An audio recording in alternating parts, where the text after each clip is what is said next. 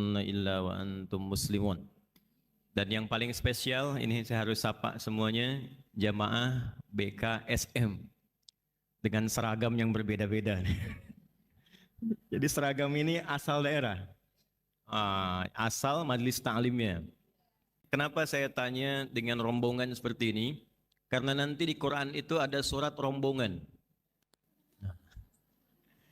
Ada surat rombongan. Tapi nggak ada surat seragam memang, ya. Tapi ada surat rombongan yang masuk surganya itu serombongan, ya. Tidak cukup dengan amin, kita belajar dulu ntar ya, supaya paham. Ya, bapak-bapak nanti belakangan ya Pak, surat bapak-bapak nanti tenang. Jadi ada surah Az-Zumar namanya, surah ke-39, ya. Nanti ada yang digambarkan, disampaikan oleh Allah dalam Al-Quran, itu masuk surganya itu zumara, ilal jannati zumara, satu rombongan. Nah cuma itu baru umum Bu, baru umum. Ada orang-orang yang memang masuk surganya itu saling bergandengan tangan, bukan cuma serombongan. Jadi nanti ada yang dibagi 7 golongan, ada yang dibagi 2 golongan. 7 golongan itu nanti disebutkan dalam hadis Nabi SAW di Sahih Muslim. Sab'atun yadhilluhumullahu yawmal qiyamati fi dhillin yawma la dhilla illa dhilluh. Ada saat hisab nanti, itu 7 golongan, 7 rombongan.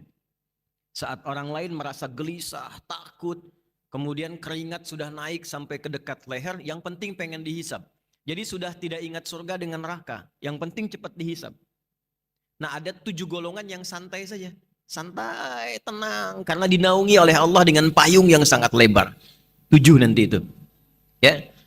Kemudian ada lagi yang 2 golongan. Yang 2 ini unik. Jadi bisa masuk ke 7, bisa keluar dari 7. Bisa masuk ke 7, bisa keluar dari 7. Jadi kalau dia pengen di dalam yang 7 itu, dia santai gabung dengan yang lain. Al-imamul adil, ada pemimpin yang adil. Kemudian ada rajulun qalbuhu muta'alliqun bil masajid, ada anak muda yang lekat dengan masjid. Kemudian rajulani tahabba fillah, ada 2 yang saling mencintai karena Allah. Kalau bertemu tuh ngingetin, ayo kita ke masjid yuk, ayo majlis ta'lim yuk, ayo ngaji yuk. Kalau jilbabnya yang satu dilepas, dia ngingatkan lagi, jangan lepas ya, takutnya kita berpisah di hari kiamat. Ini 2 sahabat begini, itu nanti akan disatukan oleh Allah sejak hisab. Nggak akan dipisahkan. Bahkan nanti ada hadis yang sahih, saat yang satu diperintahkan masuk ke surga, temannya belum muncul, dia berkata, ya Allah, ya teman saya belum ada. Teman saya belum ada. Maka diperintahkan untuk dipanggil kawannya, bergandengan dia ke surga. Itu masih di 7 golongan. Ya, jadi saya harapkan ibu jangan seragamnya aja yang kembar tuh. Ya. Tapi hatinya juga mesti ikut. Ya, hatinya mesti ikut. Nanti ada yang santai. Saya contohkan 3 dulu karena ini kita belum mulai, baru mau mukadimah ini ya. Nanti ada yang 2. Yang 2 itu yang suka selama hidupnya ngaji Al-Baqarah dan Ali Imran. Saya ulangi ya, yang suka mengaji Al-Baqarah dan Ali Imran. Jadi nanti fadilah surah Quran 114 itu beda-beda. Ada fadilahnya di alam kubur, seperti surah Al-Mulk, itu menjaga jasad. Ada fadilah surah Yasin, itu memuliakan khususnya saat kematian. Jadi wafat, kalau ingin setelah wafat disebut kebaikan-kebaikannya, itu rajin ngaji surah Yasin. Kalau ingin ditanamkan cahaya di kuburnya, itu surah Al-Mulk. Kalau ingin dijaga dari Jumat ke Jumat dan sepanjang hidupnya, itu surah Al-Kahf. Ya, ada tambahan lagi. Ya. Nah, jadi ibu silahkan. Mau Yasinan? Boleh. Mau Baqarahan? Boleh. Ali Imranan? Boleh. Al-Kahfian? Boleh. Ya, Al-Ikhlasan? Boleh. Gitu. Al-Ikhlas nanti ada nasabnya juga. Semua surah Al-Quran itu ada fadilahnya. Kalau ibu nggak percaya, ya silahkan. Minta cepat, besok dikubur kelihatan. Ya. Jadi yang 2 itu, Al-Baqarah dan Ali Imran. Nah, yang ingin saya tekankan, ada yang saling bergandengan. Dan yang digandeng ini bukan cuma temannya. Yang digandeng ini ada orang tuanya, ada anak-anaknya, ada pasangannya, plus di belakang ikut rombongan kawan-kawan dan keturunannya. Ibu mau? Mau nggak? Baik. Ibu pilih mana? Gandeng suami, gandeng teman? Hah? Waduh, mau bilang teman di depan suaminya ada. Bilang suami temannya bingung. Ya, yang ini nggak ada pilihan. Pokoknya semua digandeng. Jadi suami itu pasangan, suami juga gandeng istri, langsung. Nanti ada orang tua, ayah dan ibu. Kemudian ada keluarga di belakang, lalu rombongan-rombongan yang lain mengikuti. Itu di Quran surah ke-13, Ar-Ra'du, ayat 23 sampai 24. Saya ulangi, Quran surah ke-13, Ar-Ra'du, ayat 23 sampai 24. Kita belum mulai ya Bu, ini baru mukadimah ya. Makanya saya agak cepat sedikit. Perhatikan baik-baik. Surga, saya ulangi, surga. Siapa yang pengen ke surga? Siapa yang pengen surga Firdaus? Yang sesurga bersama istri-istri Nabi? Saya. Siapa yang merasa amalnya sudah cukup banyak? Siapa yang merasa salahnya banyak? Siapa orang aneh yang hadir pagi ini? Amal sedikit, salah banyak, pengen ke surga, Firdaus sama istri Nabi. Nah itulah BKSM. Lalu kita ambil rumusnya. Yuk pelan-pelan. Surga itu ada 8 pintunya. Dan 8 jenisnya. Saya ulangi ya. Ada 8 pintunya, 8 jenisnya. Nanti di pintunya itu ada nama berdasarkan amal soleh. Saya ulangi, ada nama berdasarkan amal soleh. Misal, ibu rajin puasa. Ya, belum Ramadan sudah puasa. Puasa sunnah maksudnya ya. Senin, kemudian Kamis, puasa Daud. Ya. Puasa Daud tuh, kalau sudah puasa Daud, Senin Kamis berhenti Bu. Ya, jadi misal, Senin puasa, Selasa istirahat. Rabu puasa, Kamis istirahat. Itu konsepnya. Jadi levelnya naik. Di Senin dengan Kamis tambah Ayyamul Bid tengah-tengah misalnya, pindah ke puasa Daud, itu berhenti dulu yang Senin Kamisnya. Karena sudah diikutkan ke puasa Daudnya. Itu level yang tingginya. Walaupun tidak dilarang kalau ingin ditunaikan puasa di hari bertepatannya. Misal Senin puasa, Selasa istirahat. Rabu puasa, Kamis istirahat. Kalau ingin puasa pun tidak dilarang. Tapi idealnya berhenti dulu. Lalu lanjutkan supaya siklus puasa Daudnya teratur. Dan yang disebut puasa Daud yang sunnah itu cuma puasa yang lekat dengan Nabi Daud. Jadi tidak ada di syariat kita sholat Daud misalnya. Ya, subuh sholat duhur tidak, asar sholat maghrib tidak. Jadi cuma puasa Daud. Baik ya. Nah, ibu rajin puasa. Sebelum Ramadan sudah berlatih puasa. Itu ketika pulang, oleh Allah dikhususkan satu nama pintunya khusus untuk amalannya. Namanya Ar-Rayyan. Apa namanya? Ar-Rayyan. Baik. Lis-shaimi babun fil jannati yuqalu Ar-Rayyan. Atau kama qala Rasulullah sallallahu alaihi wasallam. Bagi orang yang rajin puasa, itu ada pintu khusus saat kembali kepada Allah. Di surganya namanya Ar-Rayyan. La yadkhuluhu illa shaimun. Nggak akan pernah masuk lewat pintu itu kecuali yang biasa rajin puasa. Nanti pintunya manggil. Ada penjaganya malaikat. Aina shaimun, aina shaimun. Mana yang biasa puasa, mana yang biasa puasa. Nah, kalau yang nggak bisa ngaku-ngaku, Bu. Kan mulutnya dikunci, nggak bisa saya gitu nggak. Itu amalnya langsung yang terbiasa membentuk keadaan tubuh, amal itu yang membawa tubuh dia bangkit. Karena mulut dikunci. Yo yang ngaji Yasin, al-yauma nakhtimu ala afwahim. Atau kallimuna wa tashhadu. Nah, mulutnya nggak bisa jawab. Badan yang biasa beramal itu langsung bangkit masuk. Fa idza dakhaluhu ughliqa. Kalau sudah masuk tutup rapat. Nanti ada pintu namanya pintu tahajud, babut tahajud. Gak akan masuk lewat situ kecuali yang rajin tahajud. Ada pintu namanya babus sedekah. Pintu sedekah. Nggak masuk lewat situ kecuali yang rajin sedekah. Nanti ini jumlahnya ada 8, berurutlah dari 8 amal soleh ini, 8 nama pintu surga berdasarkan keterangan Nabi Sallallahu Alaihi Wasallam. Tertingginya nanti disebut dengan Firdaus, tengah-tengahnya yang indah disebut dengan Aden. Jadi surga itu nanti ada Darussalam, Jannatun Naim, tengah-tengahnya ada surga Aden, itu tamannya yang paling indah.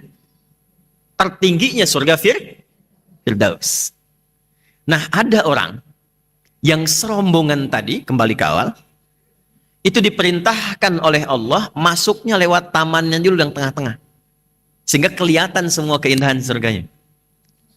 Lalu diminta dia naik masuk lewat surga itu, mengelilingi semua surga. Ke setiap pintu surga. Dan dahsyatnya diperintahkan malaikat semua untuk berbaris di setiap pintu surga, memberikan selamat kepada golongan ini karena berhasil menunaikan amal saat di dunia dan mendapati kenikmatan yang tadi diberikan. Itulah di Quran surah ke-13 ayat 23 sampai 24. Yuk kita baca. Jannatu adni yadkhulunaha. Ada ayatnya? Baik. Ada satu rombongan di antara hamba Allah yang masuk surga lewat surga Aden. Keindahan tamannya. Pelan-pelan ya. Nanti saya berikan rahasianya. Dari di antara kita saja ya. Kenapa harus dibalas dengan taman yang indah dulu? Ada sekelompok manusia, hamba Allah, itu lelahnya, capeknya, pengorbanannya, pikirannya, tenaganya saat dia di dunia itu dibalas oleh Allah, dihilangkan semua, masuk lewat yang paling indah dulu, lihat taman. Ibu kalau sedang capek, lelah dengan suami, dengan keluarga, akhir pekan biasanya kemana? Rekreasi kan? Ya kan? Rekreasi itu untuk apa? Melepas penat, melepas lelah. Terkadang kan ada yang olahraga, ke taman, jalan, dan sebagainya. Itu prinsipnya. Jadi ada orang yang penat, capek, lelah saat di dunia, karena punya amal saleh, dan dia berusaha untuk mendapat ridha Allah, cari bekal untuk pulang.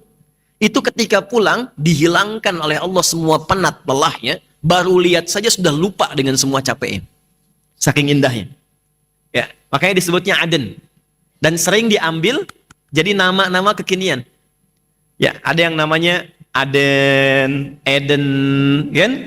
Eden Hazard ya, pemain bola itu kan, yang Chelsea kalau nggak salah pindah ya. Sekarang di Arab itu. Saya nggak pernah nonton Bu, tapi saya hafal. Ya. Masuk lewat situ, perhatikan kalimatnya. Wa man salaha min abaihim. Tapi Allah tidak menghendaki dia masuk sendirian. Gandeng ayah ibumu yang saleh. Pelan-pelan ya. Wa azwajihim, gandeng pasanganmu yang saat di dunia itu kompak menyiapkan itu. Ini poinnya. Wa dzurriyyatihim, dan keluarga keturunan besar mereka di belakang. Ikut semua. Plus dzurriyyah itu bisa diartikan keturunan sampai dengan ke bawah, bisa nanti cabangnya yang teman-teman kumpul tadi itu. Belum selesai. Wal malaikatu yadkhuluna 'alaihim min kulli bab, dan diperintahkan malaikat itu berbaris di setiap pintu surga menyambut rombongan parade ini masuk. Lalu mereka mengatakan, salamun alaikum bima sabartum. Selamat, tidak semua bisa masuk lewat sini, dan tidak semua hamba Allah bisa melalui jalur ini yang disambut semua malaikat. Karena Anda bisa masuk sini, sabar saat beramal soleh di dunia. Fani'ma uqbad dar, sekarang nggak ada lelah lagi, nggak ada capek lagi, silahkan nikmati satu tempat yang tidak pernah dijamah oleh makhluk manapun.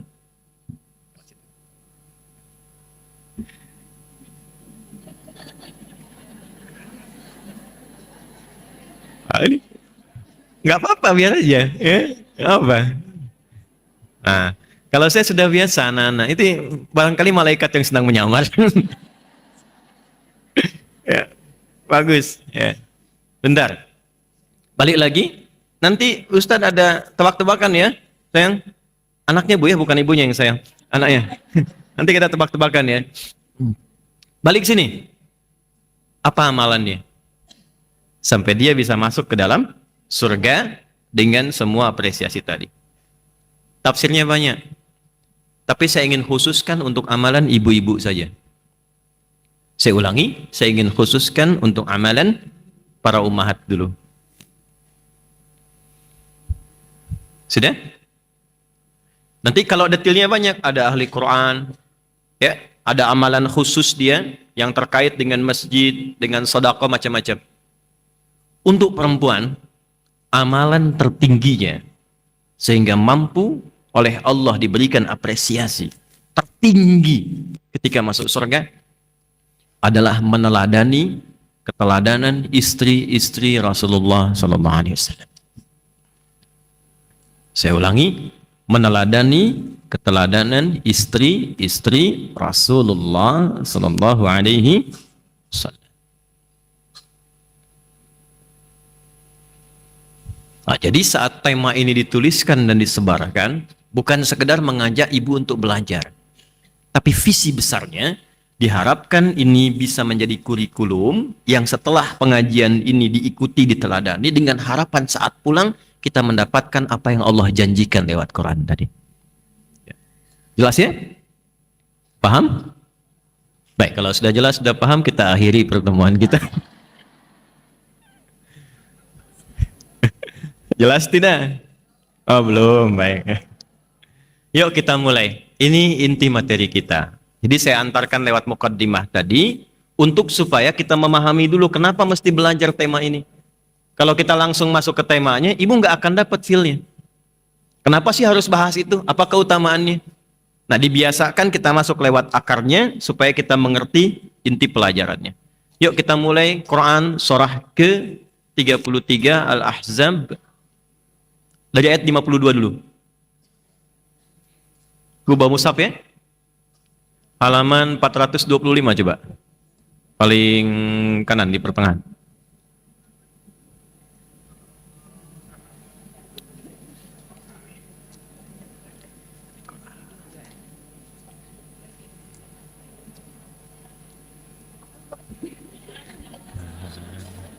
Oh ya, apa? Oh jangan sibuk sini aja. Udah, anak ibu di tempat aja, cukup satu aja ya. Nah, udah. Sudah? Ada? Ayat 52 sudah? Halaman 425. Oke. Baik, yuk lihat baik-baik. La yahillul lakan nisa'u min ba'du. Ada ayatnya? Baik. La yahillu lakan nisa' min ba'd. Sampai situ dulu pelan-pelan. Ibu dan juga teman-teman ikhwan yang mungkin bergabung, para ayah yang ada di luar dan di depan. Nabi itu oleh Allah dari sejak sebelum kelahiran, kemudian lahir, tumbuh berkembang, sampai berumah tangga, sampai meninggal, itu semuanya oleh Allah sudah diberkahi perjalanan hidupnya. Dan dijadikan role model semuanya. Satu-satunya manusia yang sebelum lahir, berkehidupan sampai wafat, yang dijadikan semua perjalanannya itu teladan, itu cuma Rasulullah. Nabi Muhammad sallallahu alaihi wasallam. Karena itu, oleh Quran ditetapkan dengan nama uswah. Itu nanti kalau kita mundur sedikit, Quran surah 33 ayat 21, kita temukan, laqad kana lakum fi rasulillahi uswatun hasanah. Sungguh dengan keagunganku, kata Allah, aku tetapkan semua yang melekat pada Rasulullah. Ingat semuanya ya, termasuk namanya. Makanya nanti namanya itu kenapa semuanya nama sifat, bukan nama zat. Nama zat itu begini, saya Adi. Ya, ini Ustadz Teguh nih. Itu zat, bukan sifat. Zat itu untuk membedakan mana Adi, mana Ustadz Teguh. Adi, saya yang nengok. Ustadz Teguh, beliau yang nengok. Itu zat. Tapi kalau jujur, sabar, rendah hati, itu sifat. Nah, zat itu bisa meninggal. Bisa wafat, tapi sifat tidak. Misal. Asep misalnya. Ada nggak Pak Asep ya? Oh ada. Oh ganti. Jangan Asep lah. Jangan Asep. Ini pasti nggak ada nih. Suneo. Pasti nggak ada nih. Nggak ada kan? Nah, Suneo meninggal. Dah, selesai. Bisa hilang. Tapi Suneo jujur. Jujurnya hilang tidak? Orangnya boleh meninggal. Tapi sifatnya tidak. Nah, semua nabi selain Nabi Muhammad SAW itu rata-rata nama zat, bukan sifat. Adam, Nuh, Musa, sampai ke Isa, itu rata-rata nama zat. Nama yang melekatkan identitas. Kenapa disebut Nabi Adam nanti? Kenapa Nabi Nuh? Untuk membedakan ini Adam asalnya dari tanah, ini Nuh alaihissalam. Semua nama zat. Cuma Nabi Muhammad SAW yang semua namanya sifat. Kata Nabi, ana al-mahi, ana al-kafi, ana Muhammad, ana Ahmad. Itu semua nama sifat. Sifat. Semua akumulasi sifat kebaikan melekat di nama itu. Terkait dengan sifat kebaikan sosial namanya Muhammad, 4 kali disebutkan di Quran. Quran surah 3 ayat 144, Quran surah 33 ayat 40, Quran surah 47 ayat 2, dan Quran surah 48 ayat ke-29. Bukan ini direkam, nanti Ibu tinggal lihat lagi ya. Kan waktunya terbatas gitu. Sampai jam berapa kita? 12, baik. Ya, ya nggak apa-apa, boleh. Saya setengah 10 pulang, Ibu silakan sampai jam 12. Ya.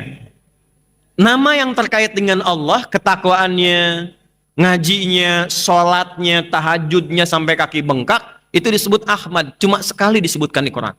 Quran surat 61 ayat yang ke-6. Jadi ada hubungan sosial, ada zona vertikal. Hablum minallah, hablum minan. 1 tambah 4 berapa? 5 kan? Nah, rukun Islam ada berapa? 5. Yang satunya itu hablum minallah yang terkait dengan syahadatain. 4-nya syariat. Salat itu fungsi dasarnya bukan cuma menyembah Allah, tapi hasilnya fungsi sosial. Kalau ibu salatnya benar, tapi nggak baik dengan teman-teman sekitaran, itu salatnya disoal.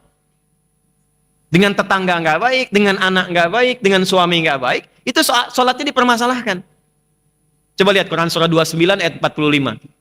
Ya, ibu hafal ayatnya. Innas salata tanha 'anil fahsya. Sungguh kalau sholat benar dikerjakan, kalau sholatnya benar, itu dampaknya membentuk pribadi yang baik. Tidak mengerjakan fahsya. Fahsya itu keburukan yang bersumber dari syahwat. Maaf, LGBT, porno aksi, pornografi, kata-kata jorok, zina, tampilan-tampilan bersyahwat, itu fahsya. Mungkar, keburukan yang diingkari oleh hati. Mencuri, menipu, bikin hoax, gosip. Tuh. Itu mungkar. Jadi tidak mungkin ada orang menunaikan sholat melakukan perbuatan mungkar. Itu dampaknya sosial. Jadi sosial syariat. Yang satu lagi terkait hablum minallah itu, ya, yang terkait dengan ilahiyat, itu 4 tambah 1, 5 diwakili oleh nama Muhammad dan Ahmad. Itu baru nama. Cuma karena materi kita terbatas, saya ingin cepat langsung ambil kesimpulan. Dari namanya, dari lahirnya, sampai semua yang terkait dengan beliau, itu jadi teladan. Semuanya. Di siapapun yang pernah hidup membersamai, beriman, belajar, sampai dipertahankan sampai wafat, otomatis dia akan jadi teladan dalam hidupnya. Itulah uswah.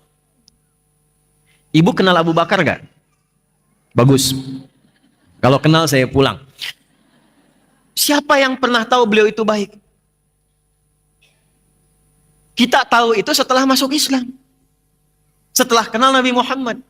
Umar itu sebelum kenal Nabi Muhammad dikenalnya seorang preman. Pemabuk, minimal 5 kali sehari. Tukang duel. Setelah masuk Islam, itulah kisah yang kita dengar sekarang. Itu Umar.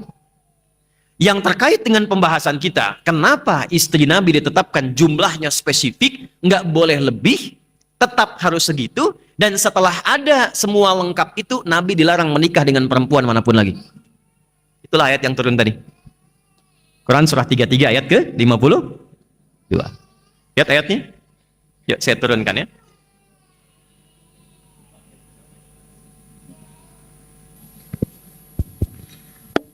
Bismillah.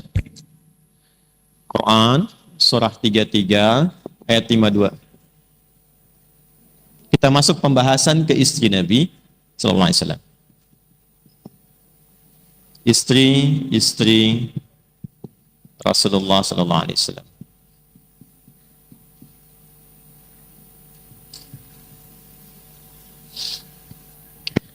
Saya mohon izin saya pelankan penyampaiannya karena kita sudah masuk ke intinya supaya lebih gampang dipahami. Termasuk bagian dari uswah, keteladanan yang menular. Jadi beda antara kudwah dengan uswah, itu lain. Kalau kudwah, sosoknya teladan. Jelas? Sosoknya teladan, tapi belum tentu keteladanannya bisa menular kepada yang lain.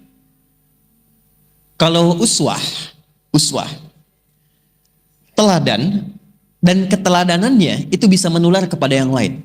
Jadi baru lihat saja itu sudah bisa memberikan manfaat. Lihat Rasulullah nih ya, walaupun kita tidak pernah membersamai, nggak pernah jumpa, lihat di mimpi aja ketemu Nabi. Itu pasti merubah kehidupan ibu. Lain itu. Apalagi yang hidup sezaman dengan beliau. Apalagi yang bergaul. Nah, keteladanan yang berlanjut itu disebut dengan uswah. Kalau ibu perempuan ingin cari keteladanan terbaik yang pernah hidup bersama Rasulullah SAW, tingkat A1-nya istri-istri Rasulullah SAW. Karena beliau yang tinggal di rumah membersamai Nabi, 24 jam bersama Nabi, otomatis tidak ada satupun perempuan di muka bumi yang bila ingin menjadi perempuan terbaik, contoh teladannya nggak ada yang lain kecuali istri-istri Rasulullah SAW. Dan tadi saya katakan jumlahnya pun Allah yang atur. Kalau sudah jumlahnya ini tercukupi, dilarang Nabi menikah lagi. Walaupun perempuan yang terlihat itu lebih cantik dari jumlah yang telah dinikahi itu. Walau a'jabaka husnuhunna, Muhammad cukup. Ini bilangannya. Kalaupun ada yang lebih menarik tampilannya, lebih cantik dari paras fisikalnya, tetap Nabi nggak diperkenankan. La yahillu lakan nisa'u min ba'du. Setelah ini nggak ada lagi yang boleh dinikahi. Apa rahasianya? Sebelum ke rahasianya, saya tanya dulu. Berapa jumlah istri-istri Rasulullah Sallallahu Alaihi Wasallam? Boleh angkat tangan? Angkat tangan. Jangan keroyokan. Angkat tangan. Ibu, 13. Ya, salah. Gak apa-apa, yang penting sudah usaha. Berapa? 11, 9. Buka Google dulu deh, klik. Ya, ibu 18. Banyak banget. 14. Masya Allah. Ya, salah. Ya, 9. Kurang sedikit lagi. Tuh. Angkat tangan. Ibu. Ya. 11. Ya, ini betul 11. Ya. Tapi kurang sedikit. Ya. Kenapa? 13. Ya, salah. Waktu habis.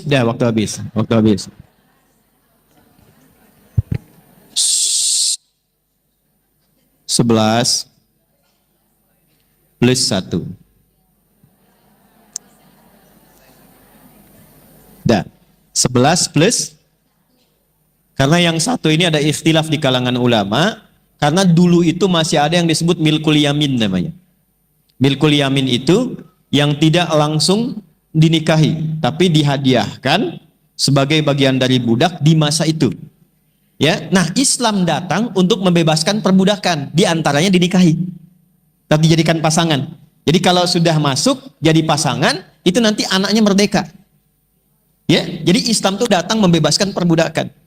Nabi itu dihadiahi oleh seorang raja namanya Kaukas, seorang perempuan untuk jadi asisten bantu Nabi, namanya Maryah Al-Qibtiyah dari Mesir. Dari Maryah inilah lahir seorang anak bernama Ibrahim, yang kemudian meninggal dunia dalam suasana sedang khusuf. Khusuf itu gerhana. Makanya orang menyimpulkan saat gerhana ini semua alam sedih karena putranya Nabi Muhammad meninggal, yaitu Ibrahim.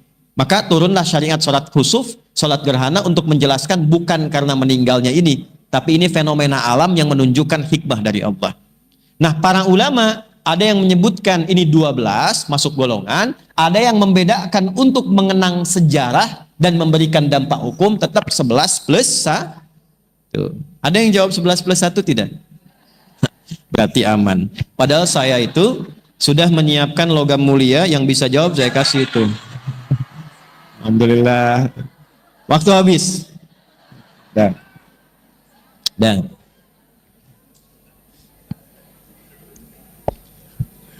maaf ya Pak. Nah, lihat sini. Jadi jumlahnya berapa? Tahan dulu sebentar. Ya, pertanyaan kedua. Dari semua jumlah ini, kenapa mereka dipilih oleh Allah Subhanahu wa taala untuk menjadi pendamping Nabi? Dan menariknya, nanti semua ini punya perbedaan usia yang tidak sama. Dan punya jejak sejarah yang berbeda. Pertanyaan saya cukup satu aja, satu. Yang terkait dengan ibu semua. Kenapa Allah memilihkan untuk Nabi, semua ibunda kita perempuan yang mulia ini, kira-kira apa hikmahnya untuk perempuan-perempuan termasuk ibu saat ini? Boleh angkat tangan. Ya Bu. Mana ibu belakang? Kenapa Bu? Mewakili DKM? Mewakili sifat-sifat wanita. Di mana? Di langit?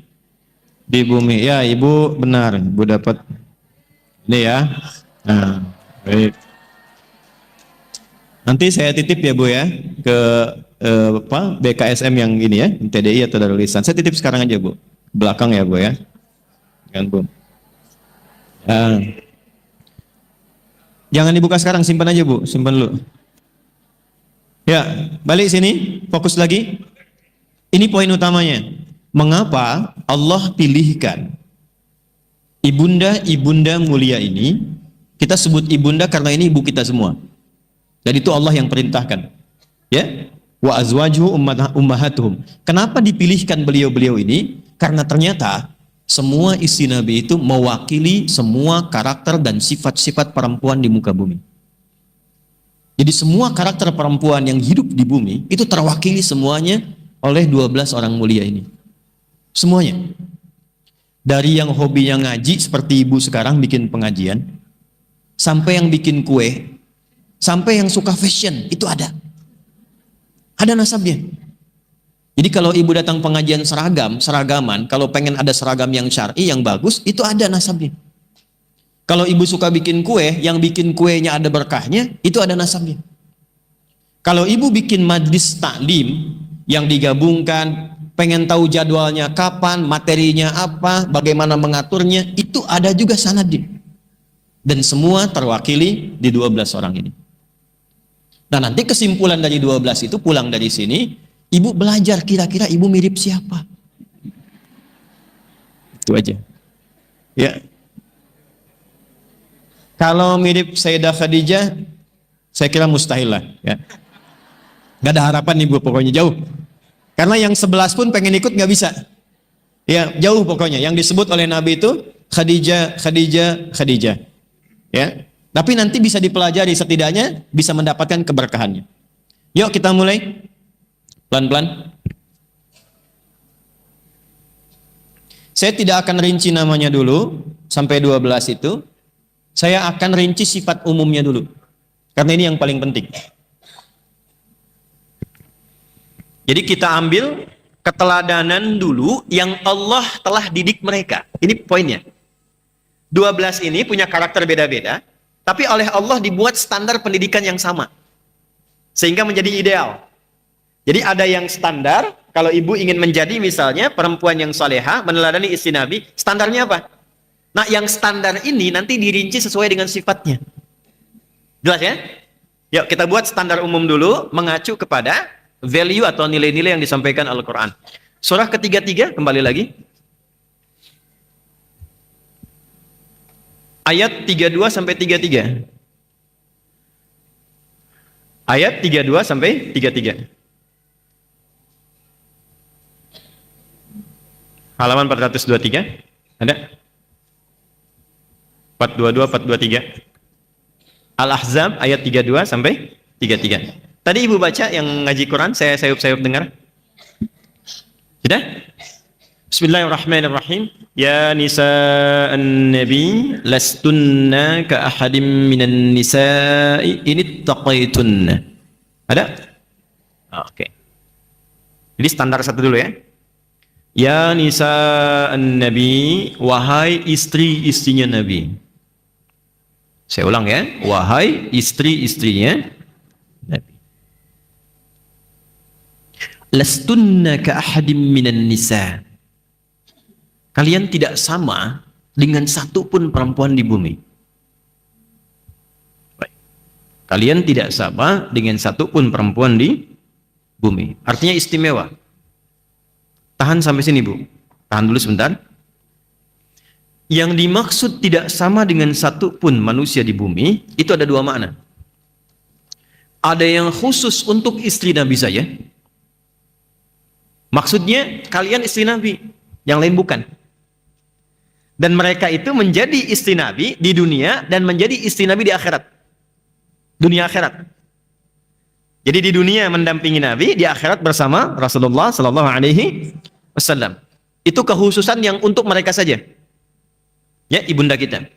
Tapi yang kedua, itu membawa namanya value, nilainya. Mereka ditetapkan istimewa karena oleh Allah diberikan standar pendidikan. Maksudnya kalau kita putra-putrinya, anak-anaknya, ibu yang perempuan-perempuan, ingin masuk dalam golongan yang istimewa itu, ikut standar ini. Walaupun levelnya nggak sama dengan istri Nabi. Tapi minimal naik level jadi istimewa. Bahasa bebasnya begini, wahai putri-putrinya, istri-istri Nabi, ibu nih. Kan di Quran disebutkan istri-istri Nabi itu ummahatul mukminin, ibunda kita semua. Kalau ingin meniru ibunda, jadi istimewa yang nggak sama dengan umumnya perempuan. Ikut ini. Jadi kalau ibu ikuti ini, diteladani ini, status ibu naik di hadapan Allah dibedakan dengan perempuan pada umumnya. Jadi walaupun sekarang banyak perempuan di luar, di muka bumi ini, ibu masuk ke sini, langsung masuk golongan istimewa. Jelas? Baik. Ya nisa'an nabi, wahai istri-istri Nabi Sallallahu Alaihi Wasallam, lastunna ka ahadim minan nisa. Kalian nggak sama dengan perempuan pada umumnya. Baik. Yang melekat pada beliau, hukumnya khusus, menikah dengan Nabi, istri Nabi, sepeninggal Nabi, nggak boleh dinikahi oleh siapapun. Khusus sudah jadi ibu saja. Sampai masuk ke dalam surga, berkumpul dengan Rasulullah, kita dikumpulkan insya Allah dengan beliau-beliau semuanya. Baik kan? Nah, yang ditinggalkan untuk kita apa? Ini taqaitunna. Standar untuk perempuan-perempuan di muka bumi. Kalau ingin istimewa, standar pertama ini taqaitunna. Jika Anda semua mampu meningkatkan takwa kepada Allah. Dapat kita satu. Jadi yang pertama, amalan pertama untuk meneladani, ini kan? Istri-istri Rasulullah Sallallahu Alaihi Wasallam, amalan pertama, amalan dah.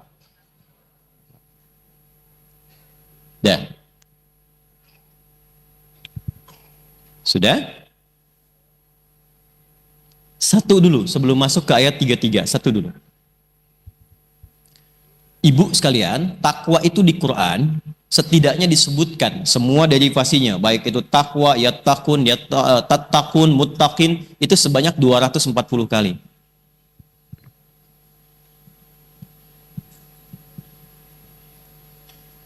Jadi kalau ibu ingin meningkatkan takwa kepada Allah, maka harus dikeluarkan 240 kata ini.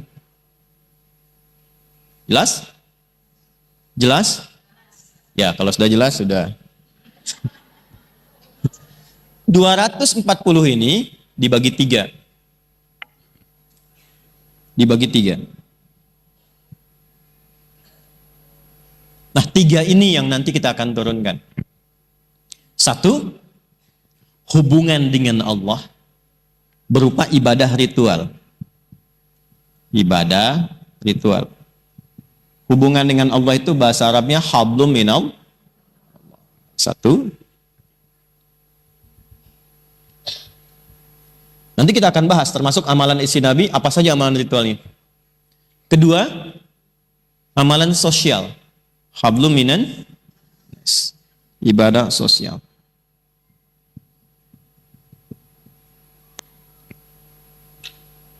Ketiga, ini yang paling penting. Ini yang bisa menjaga dari, maaf, keretakan rumah tangga, sampai perpisahan, sampai juga isu-isu yang tidak baik. Saya sekarang itu meriset, tanya-tanya gitu, kalau ngisi khutbah nikah atau nasihat nikah itu suka tanya ke penghulu. Ini mohon maaf nih, hari ini itu ada tren perceraian lebih tinggi dari pernikahan. Jadi perbandingannya itu 1:50. Jadi kalau sehari ada yang nikah, di hari itu 50 ada yang pisah. Dan sekarang di kalangan tertentu jadi tren. Jadi kalau temannya pisah, besoknya dia pisah juga tuh. Sudah ada begitu tuh. Udah zaman-zaman nggak elok. Nanti bagian terakhir ini akan menjaga di rumah tangga, karena nanti ada setan khusus yang memang mencegah supaya kehidupan rumah tangga, khususnya para istri ini, tidak sejalan dengan apa yang Allah perintahkan, Allah tunjukkan di sini. Nanti ada setan khusus goda di rumah tangga. Nanti kita bahas. Ya, yang terakhir babnya rumah tangga. Keluarga. Jadi ada khusus masalah takwa di keluarga. Dan ada ayat untuk ibu-ibu, untuk perempuan turun khusus tentang itu. Yuk kita mulai satu. Saya agak cepat. Ibadah ritual. Bentuknya apa saja? Saya akan langsung sebutkan amalnya. Lalu kita contohkan dari Quran, dari sejak sebelum era Nabi, diikuti nanti oleh istri Nabi, apa yang harus disiapkan. Satu, sholat. Satu apa? Ini yang paling pokok, Ibu ya. Sholat. Sehari berapa waktu? Berapa rakaat? Itu masih standar, belum masuk meneladani isi-isi Rasulullah. Kalau ibu ngaji ke sini, itu harus naik di atas standar. Jelas? Tadi kan cita-citanya sama semua kan? Ya kan? Meneladani dan membersamai istri-istri Rasulullah, ibunda kita. Naikkan di atas standar. Tambah dulu satu. Tahajud. Tahajud. Oke. Tolong nanti BKSM, MTDI bikin ini ya, bikin grup ya. Ini masuk database semuanya, bikin grup yang bisa masuk. Nanti ketua BKSM-nya misalnya bikin satu tim ad hoc kecil mempraktekkan materi kita hari ini. Materi pertama tahajud, jam sekian sepakati, langsung miss call aja. Dan miss call-nya harus khairayarah. Karena miss call dibagi dua. Faman ya'mal mithqala dzarratin khairayarah, wa may ya'mal mithqala dzarratin syarrai. Syarayarah itu yang nggak ada pulsa, yang sengaja miss call pengen ditelepon balik. Balik sini. Jadi saya kalau bercanda sama teman-teman ahli Quran tuh, terutama yang Mesir itu suka pakai Quran. Kadang-kadang, tapi bercandanya bercanda positif. Ya, lagi makan bakso aja dia bisa jawab tuh, orang Mesir kesini makan bakso. Ya, baksuhum bainahum syadid gitu. Ini sambalnya pedas bener ini. Baik, balik sini. Salat. Yang pertama salat apa? Tahan.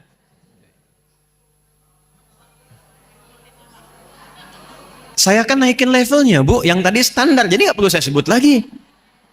Ibu nggak usah debat, kalau nggak saya selesai nih. Kalau yang standar, saya nggak perlu sebut lagi. Nggak pakai ya.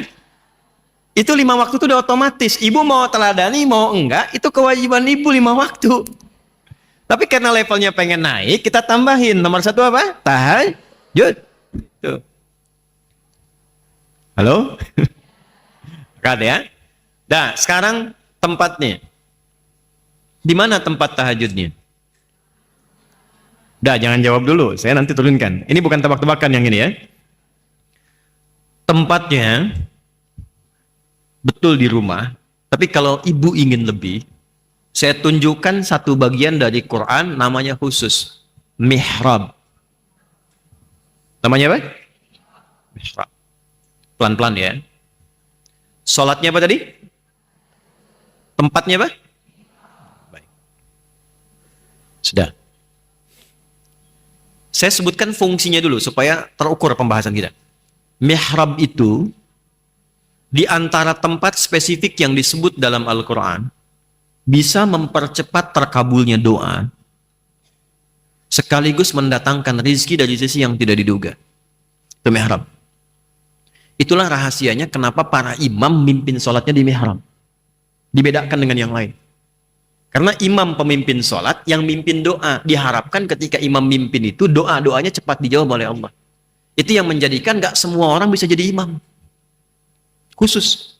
Itu yang menjadikan semua imam sebelum sholat, nengok dulu ke belakang. Dilihat dulu. Untuk diketahui siapa yang sholat. Jamaah mana? Apa yang harus dibacakan sesuai dengan kemampuan berdiri makmumnya. Itu kadang-kadang, Bu, ini pengalaman para penghafal Quran ketika mimpin sholat. Itu sudah menyiapkan ayat, begitu sudah mau takbir, siap, itu bisa berubah ayatnya. Bisa lain yang dibaca itu. Makanya nggak boleh sembarangan. Saya waktu mimpin pesantren di Lebak Bulus itu, jadi ada mantan pejabat-pejabat yang ternyata nggak mau berhenti dari jabatan. Jadi di masjid pun harus ada jabatannya juga. Dan pilihannya prestisius jadi imam.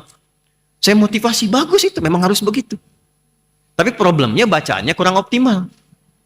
Saya bilang, Pak, ini bacaannya kita standarkan dulu aja. Supaya nanti kalau baca nggak banyak salahnya. Jawabannya hebat. Justru kami jadi imam, kalau salah dikoreksi, Ustaz. Saya ada pilihan yang lebih bagus, saya bilang. Supaya nggak banyak koreksi, Bapak bagus, gimana kalau begini?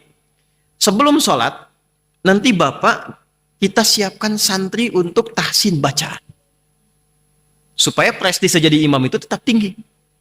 Nah, saat baca sudah benar. Sementara Bapak ikut tahsin, Bapak tetap jadi imam. Cuman khusus zuhur dan asar dulu.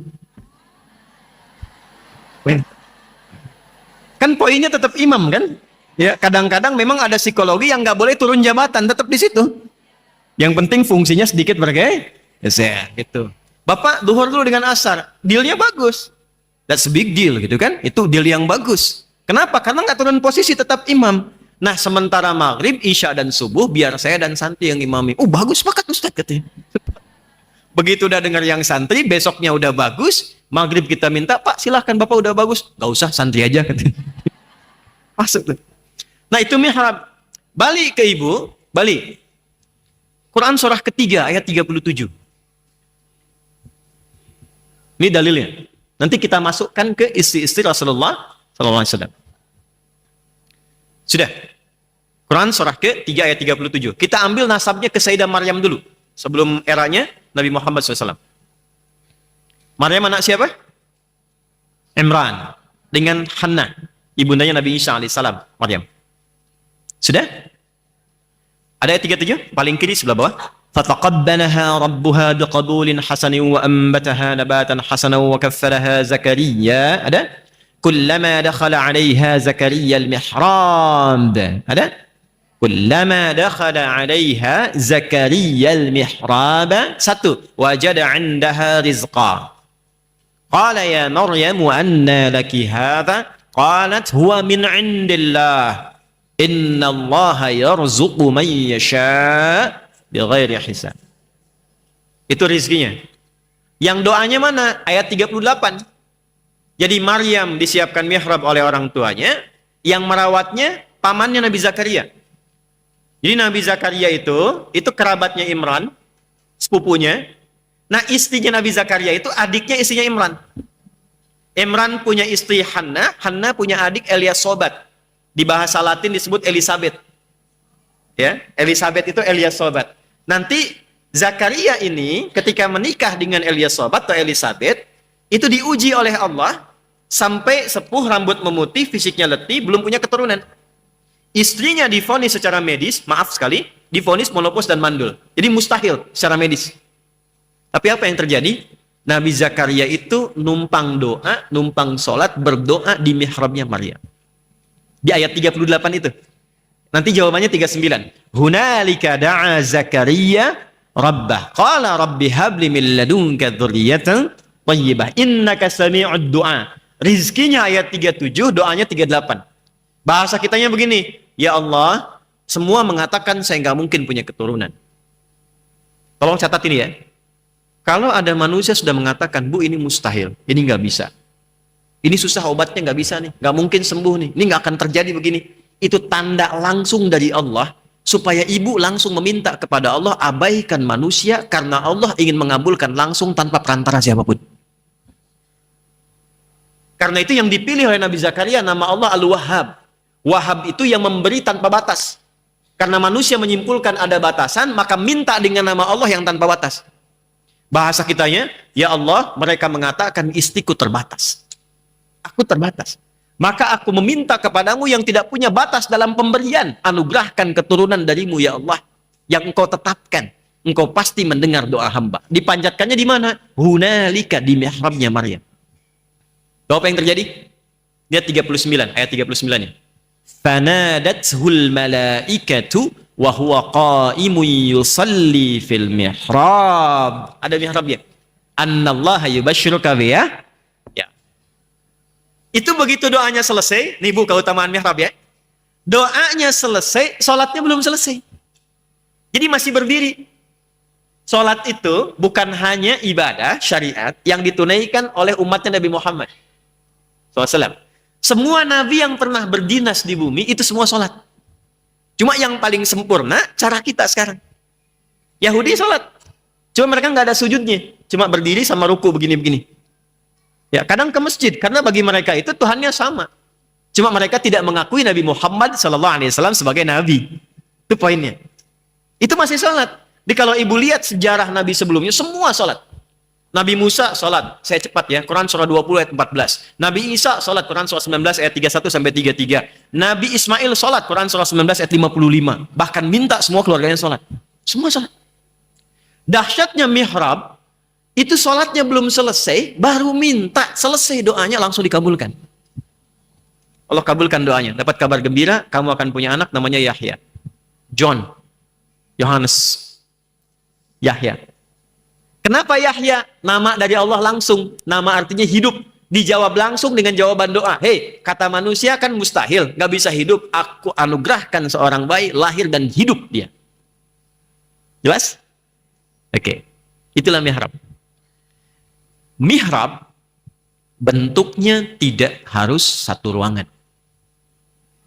Jadi kalau tidak ada ruangan yang dikhususkan, tidak apa-apa. Hamparan sejadah. Saya di Ciputat dulu, baru dari Tripoli, kami berumah tangga itu ngontrak di Ciputat. Dan bukan aib, alhamdulillah.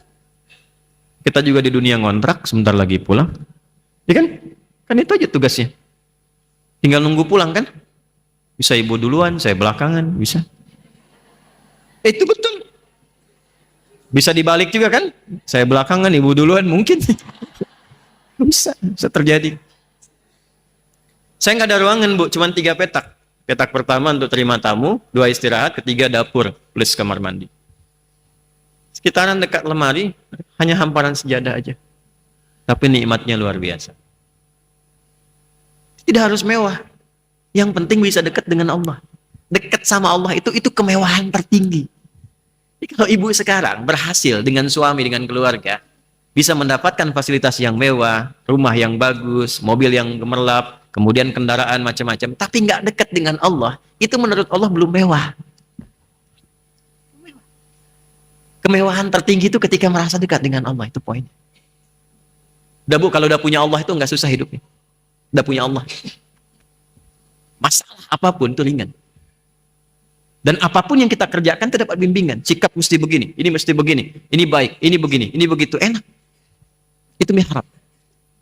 Nah, mihrab kalau ibu sudah bikin, misal ada ruangan space, boleh pakai itu. Nggak ada hamparan sejadah, cuma khususkan itu untuk amalan mihrab saja. Apa amalannya? Ini nggak ada yang lain, ibadah tadi, yang ritual. Kalau ibu ngaji, di situ. Sholat, di situ. Maaf ya, semua yang tidak terkait dengan ibadah, keluar dari situ. Saya ulang ya, yang tidak terkait dengan ibadah, makan jangan di situ Bu.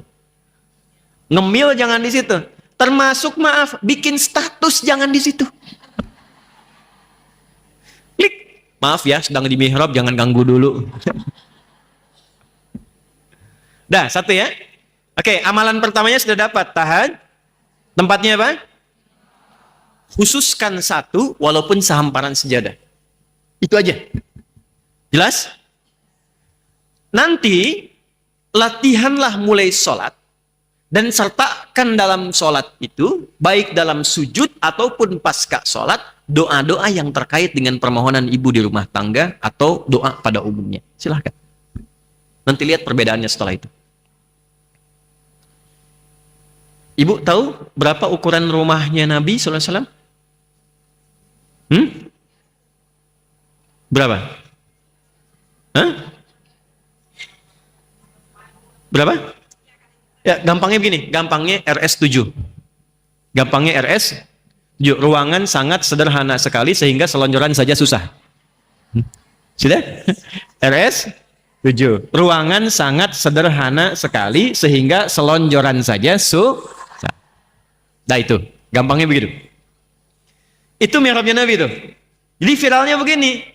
Waktu Nabi sholat, kakinya kan kena kaki Sayyidah Aisyah waktu tidur. Ya kan? Ibu masih enak kan? Ibu sholat, suami kan di tempat yang lain. Tuh kan? Masih di kamar maksudnya, bukan di tempat lain ya. Atau suami sholat, ibu di ruangan terpisah. Tapi begini, Nabi sholat kan viral kisahnya. Dalam hadis Al-Bukhari kan? Nabi sedang sholat. Sayyidah Aisyah bergerak, kakinya kena kaki Nabi. Tak, kaget, bangun. Melihat Nabi, kakinya sudah bengkak. Itu rakaat pertama, Bu. Bengkak. Makanya kalau ibu buka Al-Bukhari, nomor hadis 2010 sampai 2012, itu datang beberapa sahabat untuk nanya aja kepada Sayyidah Aisyah, kaifa kanat salatun Nabi SAW. Salat malamnya Nabi gimana sih? Kami pengen ikuti. Perhatikan komennya Sayyidah Aisyah. Itu kalau sudah komen, ibu nggak usah komen lagi. Langsung like, subscribe, and share. Nggak usah banyak komen. Ya? Lihat. La tas'al an husnihinna wa tulihinna. Aduh, jangan ditanya bagus dan panjangnya. Nggak usah ditanya. Penasaran? Abdurrahman bin Auf, Abdullah bin Mas'ud, Ubay bin Ka'ab radhiyallahu ta'ala anhum jami'an dan beberapa yang lain. Besoknya ikut di belakang Nabi ketika dalam satu peristiwa Nabi nggak di rumah. Begitu sholat di belakang Nabi baru tahu ternyata rakaat pertamanya mereka duga 100 ayat Al-Baqarah. Baca. Dikira berhenti, nyambung sampai selesai. 286 ayat. Udah siap-siap ruku tuh sahabat itu, nyambung Ali Imran. 200 ayat. Disimpulkan ini saatnya ruku, nyambung An-Nisa 176 ayat. 5 juz 4 halaman. Setelah An-Nisa itu barulah beliau ruku rakaat pertama. Itu besoknya gak ikutan lagi. Nah, Sayyidah Aisyah lebih dahsyat. Jadi begitu melihat kakinya bengkak, begitu salam, lihat komen pertamanya. Ya Rasulullah, au kama qalat lima hakadha. Alam takun madmuna? Alam takun ma'suma? Ya Rasulullah, kenapa mesti sampai bengkak kakinya? Bukankah engkau dijamin masuk surga? Jadi Nabi itu satu-satunya manusia yang sebelum meninggal surat surganya sudah turun. Al-Kautsar itu, inna a'tainakal. Nabi lain nggak dapat. Rasulullah itu belum meninggal satu surat turun menjamin surganya. Alam takun ma'suma, bukankah engkau dijaga dari salah? Nggak salah. Dijaga oleh Allah supaya nggak salah. Diluruskan. Kenapa masih tahajud sampai bengkak kakinya? Lihat komen Nabi. Afala akunu abdan syakura. Apa nggak boleh aku mensyukuri nikmat-nikmat yang Allah engkau sebutkan tadi itu? Yang telah Allah berikan kepadaku dan engkau sebutkan tadi itu, saya ingin mensyukurinya. Nah, sejak peristiwa di situ itu, Sayyidah Aisyah memutuskan. Apa di antara putusannya? Inilah hikmahnya Allah menjadikan Sayyidah Aisyah itu pendamping Rasulullah sejak usia belianya. Jadi bukan kebutuhan biologis untuk belajar nasab pengetahuan dari Nabi. Apa saja amalan spesifik dari Nabi itu yang bisa diwariskan untuk generasi anak-anak keturunan beliau, termasuk kita. Makanya sepeninggal Nabi, beliau jadi pengajar. Jadi kalau BKSM ini ingin belajar nasab-nasab majlis taklim, ngajinya hari apa, materinya apa, ibu gak usah tinggi-tinggi bahasannya. Keluarkan itu hadis-hadis dari Sayyidah Aisyah. Beliau sepeninggal Nabi mendapatkan hadis 2210 hadis. Itu aja, Bu. Ya. Satu hari satu hadis kan cukup. Ya kan? Untuk 8 tahun. Setahun berapa hari? 365, 2210 hadis itu berapa? 7 tahun sampai 8 tahun kan? Jadi kalau ibu bikin kurikulum sehari satu hadis, update. Kemudian kan sekarang zamannya aplikasi. Share maknanya ini, di Alisan ada kajian yang bahas ini, hadisnya keluarkan satu. Tiap hari satu hadis dengan niat meneladani Sayyidah Aisyah. Dipertemukan dengan beliau di akhirat. Bu, di dunia itu ada orang Mesir, profesor, doktor, ahli agama. itu membela kehormatan Sayyidah Aisyah dari tuduhan Syiah. Di Syiah itu menuduh yang tidak pantas pada Sayyidah Aisyah, beliau menulis buku dan ceramah pembelaan pada Sayyidah Aisyah. Malamnya tertidur, mimpi terpisah oleh hijab, mendengar suara menyampaikan, "Saya Aisyah mengucapkan terima kasih kepada engkau." Ini kisah nyata. Kisah nyata. Jadi kalau ibu dari sekarang niatkan, itu ada nasabnya, ada amalnya. Ibu tahu Mbah Maimun, Kiai Haji Maimun Zubair? Ya? Yang dari Rembang itu. Itu selama hidupnya meneladani zikirnya Sayyidah Khadijah. Paling populer, paling favorit bahasan beliau itu Sayyidah Khadijah. Dibahas oleh beliau itu. Diteladani. Dan memohon kepada Allah tuh kebaikan-kebaikan luar biasa. Pengen wafatnya di Mekah, ya di tempat di samping yang sosok yang diteladani dicintainya. Itu meninggalnya di Mekah, sudah penuh. Kuburan Ma'la itu penuh. Nggak ada lagi yang bisa masuk. Tapi izin Allah bisa dikuburkan di situ, dekat dengan makamnya Sayyidah Khadijah. Saya sudah ziarah ke sana, sudah tahu ini Sayyidah Khadijah, ini Mbah Mun, ini ada Pak Kiai Yahya, ya, Mukhlis Yahya dan seterusnya. Itu orang luar biasa. Termasuk Syekh Nawawi Al-Bantani ada di situ. Syekh Nawawi Al-Bantani. Balik lagi. Dari situ ada nasab. Apa di antara nasabnya? Bukankah sepeninggal Nabi Sayyidah Aisyah punya ruang khusus untuk ibadah? Dan di situ pula beliau buka majlis taklimnya. Ya, ditutup lewat hijab. Jadi kalau sahabat pengen mendapatkan hadis, datang ke tempat namanya Sofwa. Nanti satu saat, kalau ibu umrah atau haji, ya mungkin nanti ada ruangan raudhah, tahu ya Bu ya? Dari raudhah itu dari kamar sampai ke mimbar. Itu kan depan kamar itu menghadap ke sini, itu ada ruangan gundakan kan di atas. Nah itu tempatnya Sayyidina Ali bin Abi Thalib, sampingnya ada tempat mushaf. Itu namanya suffah. Suffah itu golongan orang-orang yang sengaja belajar kepada Nabi, sepeninggal Nabi belajar kepada istri Nabi SAW. Nah, di mana belajarnya? Di tempat itu dari siapa? Di antaranya Sayyidah Aisyah. Sayyidah Aisyah itu punya ruang khusus plus mihrabnya ada di situ. Di nasab Maryamnya sudah saya turunkan, nasab istri Nabinya sudah saya turunkan, tinggal amalannya. Oke, satu. Amalan pertama apa tadi? Tahan. Tempatnya di mana? Ya, itu yang istimewa ya Bu ya. Jadi kalau ibu di tempat biasa pun nggak ada masalah. Tapi kalau ingin istimewa di teruskan. Rakaatnya berapa? Saya ulang. Rakaatnya berapa? Oke. Ya, 8, 11 gini, bebas ya. Sudah, fokus. Dalilnya apa?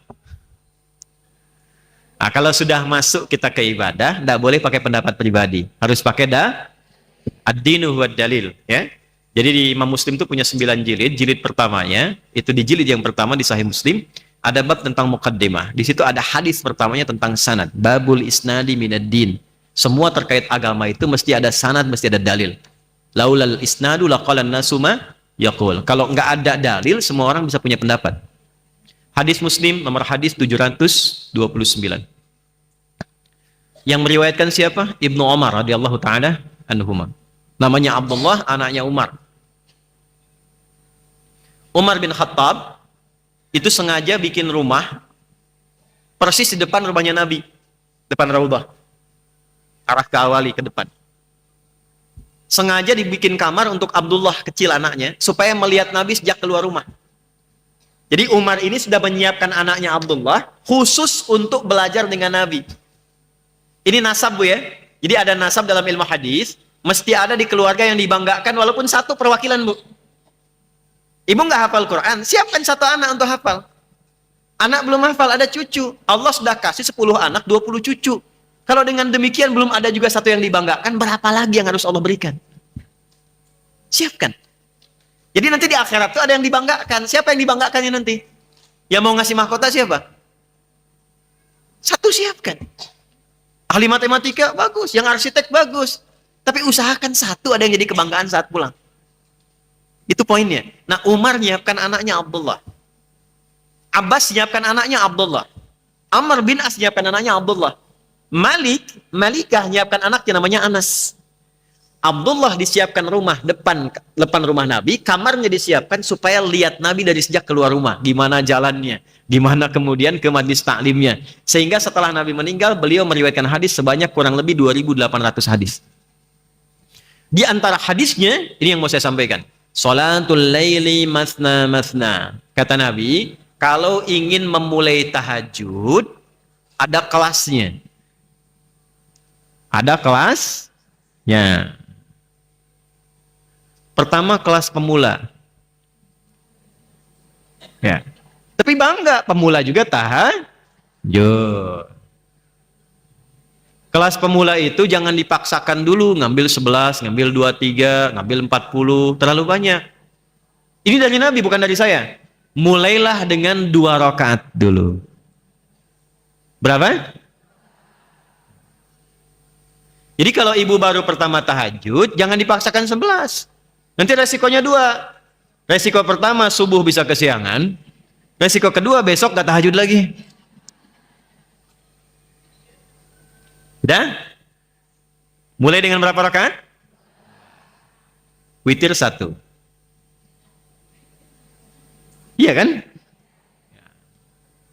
Tahajudnya berapa rakaat? Witir? Baik, 1. Yang kedua, rumus kedua, jangan pilih surat yang panjang-panjang dulu. Ya, langsung sepakat. Meneladani istri Rasulullah. Rakaat pertama Al-Baqarah. Rakaat kedua Ali Imran. Witirnya An-Nisa, ya, subuhnya kesiangan. Kecapean. Dah, yang paling gampang dulu.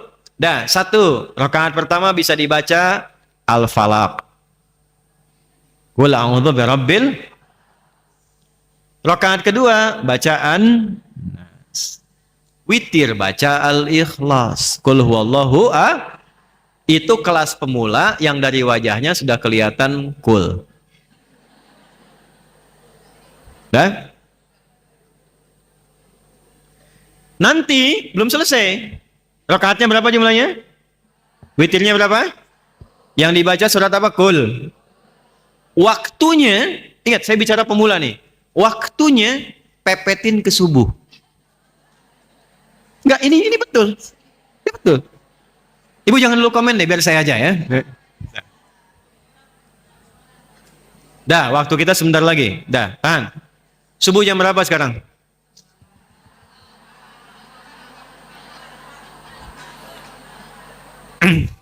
Jam berapa waktu subuh sekarang?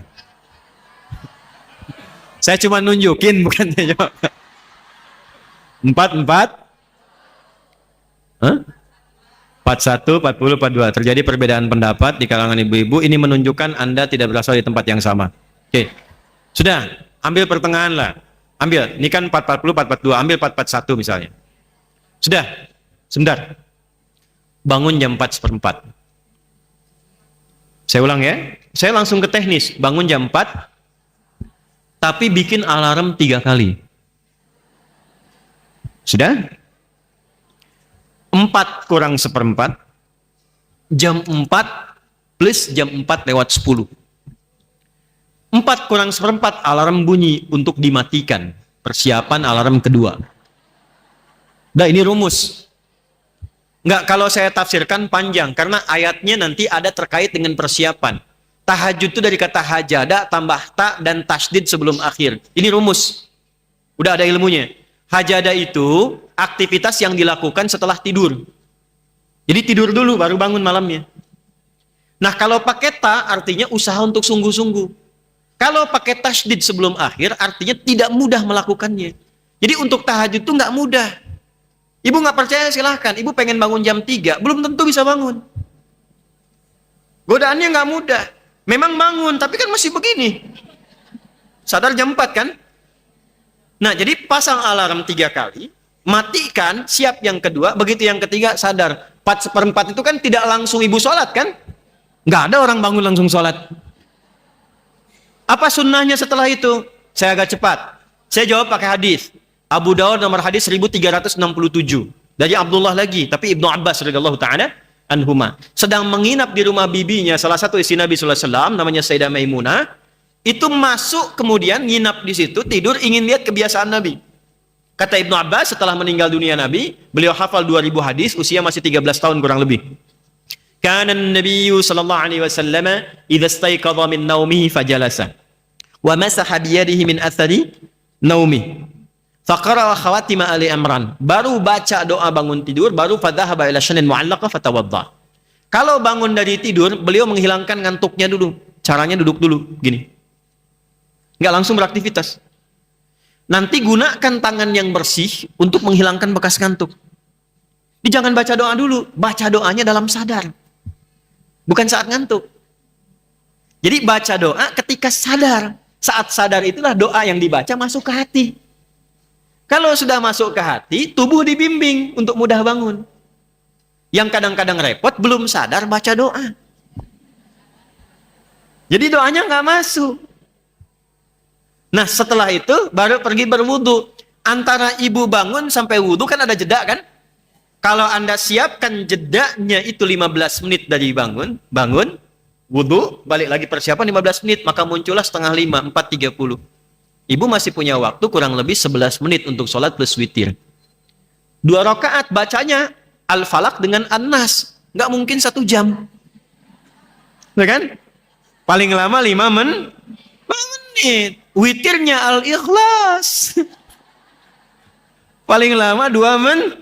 5 tambah 2, 7 menit. 3 menitnya sunnah Nabi rebahan. Miring kanan. Nunggu subuh. Nggak mungkin tidur lagi tuh, karena mepet ke subuh. Ya kan? 1 menit kemudian azan. Jadi ibu dapat tahajud, dapat witir, dapat sunnah rebahan, nunggu ke subuh sambil zikir, plus subuhnya. Tapi itu pemula.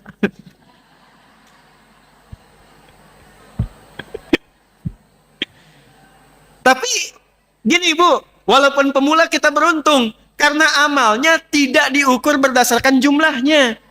Amalnya standar dari Nabi, dari hadisnya Al-Bukhari nomor hadis pertama dari Umar bin Khattab. Innamal a'malu bin, itulah untungnya kita. Jadi Allah nggak akan lihat surat Al-Falaqnya, lihat surat An-Nasnya. Yang dilihat niat, kita sudah punya niat meneladani istri-istri Rasul, amalnya diikutin secara bertahap. Itu udah pahalanya. Jelas? Nanti kalau sudah merasa enak, bosan sendiri. Al-Falaq terus, An-Nas terus. Besoknya tambah 4 rakaat. Witirnya tetap sah. Besoknya lagi, bosan lagi. Tambah 6 rakaat. Terus sampai merasakan kenikmatan. Ya kalau sudah nikmat itu nanti sudah beda-beda. Ada yang 11 rakaat. Ada yang pengen dari 23 rakaat. Ada yang sampai 40 rakaat. Sahabat tuh macam-macam, beda-beda. Jelas sampai sini? Nah, tapi poinnya, kerjakan di mihrab. Jelas? Oke, setelah selesai, ibu doa. Silahkan minta apa saja. Tapi doanya, bagian akhir, awali dengan istighfar dulu. Sudah? Awali dengan apa? Ini rumus Quran. Rumus Quran. Jadi lihat urutannya. Tahajud. Setelah itu istighfar. Baru kemudian berdoa. Catat dalilnya, dalil Qurannya. Catat dalilnya. Quran surah ke-51. Sudah? Ayat 15 sampai 18. Ayat 15 sampai 18. Oke. Sudah? Quran surah 51 Az-Zariyat ayat 15 sampai. Baik, lihat-lihat. Tadi amalannya amalan apa? Ya, termasuk takwa kan? Masih ingat ibu dari awal? Ini rumusnya takwa, jenisnya ibadah ritual. Orang takwa kalau satu disebut taqi. Kalau banyak disebut muttaqin. Masih ingat kata tadi ibu di pengantar saya di mukaddimah? Ini semua yang saya terangkan ini Quran semua. Jadi saya jelaskan itu kandungan Quran semua. Ibu masih ingat gak? Kalau ada orang mengikuti ini, satu rombongan tadi dengan orang tua, dengan sahabat, masuk surganya lewat apa? Ya, taman surga kan? Perhatikan ayatnya. Innal muttaqina fi jannati wa uyun. Aku tegaskan kata Allah, pakai inna, aku tegaskan ada golongan orang takwa. Masuk surganya langsung lewat taman surga. Fi jannati wa uyun. Akhidhina ma atahum rabbuhum. Mereka mendapatkan hasil dari kerja keras mereka di dunia yang langsung diberikan oleh Allah di surganya itu. Ini saya rangkum semua dengan tempatnya. Innahum kanu qabla dzalika muhsinin. Mereka punya amalan-amalan ihsan saat di dunia. Ini bukan kebetulan nih, masjidnya Masjid Al-Ihsan. Amalannya takwa, jalurnya sudah disebutkan. Siapa mereka, apa amalannya? Perhatikan. Kanu qalila minal laili ma yahja'un. Mereka itu saat di dunia, tidurnya sedikit, membiasakan bangun malam. Konsisten. Tahajud. Jadi ayat ini ingin menerangkan ada calon penghuni taman surga yang sedang beraktivitas di bumi. Sebelum dia meninggal sudah dikabari dan dia pilih itu. Setelah dia tahajud selesai, mendekat ke arah subuh. Nah, waktu yang dekat ke subuh itu bahasa Arabnya disebut dengan sahar namanya. Ya, sahar. Aktivitas yang dikerjakan di waktu sahar namanya sahur. Kenapa ada makan sahur? Maksudnya makannya pepetin dekat subuh. Jangan terlalu awal. Kalau subuh 4:30, makanlah jam 4, makan 4:04. Kalau makan 2:30 bukan makan sahur. Itu makan namanya setengah malam. 1/3 malam. Sahur itu mepet ke subuh. Apa hikmahnya? Supaya tenaganya lebih terkumpul. Tahan laparnya lebih lama. Karena mepet ke dekat subuhnya. Itu sahur. Waktunya apa? Sahar. Jamak dari sahar itu namanya ashar.